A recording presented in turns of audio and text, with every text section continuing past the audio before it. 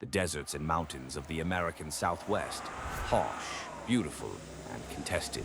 For nearly 4 decades, they became the battleground for one of the longest series of conflicts between Native Americans and the United States, the Apache Wars.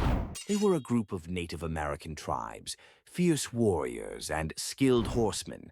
The Apache fought to defend their homeland as U.S. settlers, miners, and railroads pushed westward. The wars began after the U.S. took control of the Southwest following the Mexican-American War, 1846-1848. Treaties were made and broken. Gold was discovered. Lands were seized.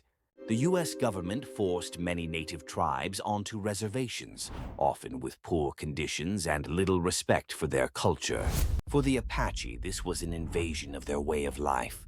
Conflict flared repeatedly between 1849 and 1886, marked by raids, ambushes, and retaliatory attacks.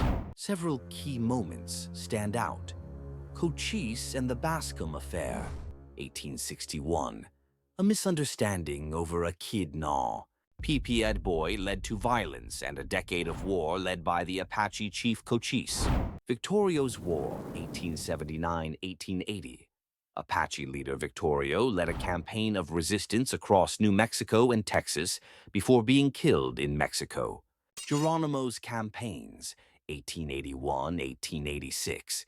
The most famous Apache leader, Geronimo, led raids against settlers and troops, crossing back and forth into Mexico. He became a symbol of resistance until his final surrender in 1886. By the late 1880s, U.S. forces had worn down the Apache resistance. Geronimo's surrender in 1886 marked the official end of the Apache Wars. Many Apache were sent to distant prisons or reservations in Florida and Oklahoma, far from their homeland. The Apache Wars showed the relentless drive of the United States to control the West, but also the determination of native tribes to defend their land and culture, though the U.S. declared victory.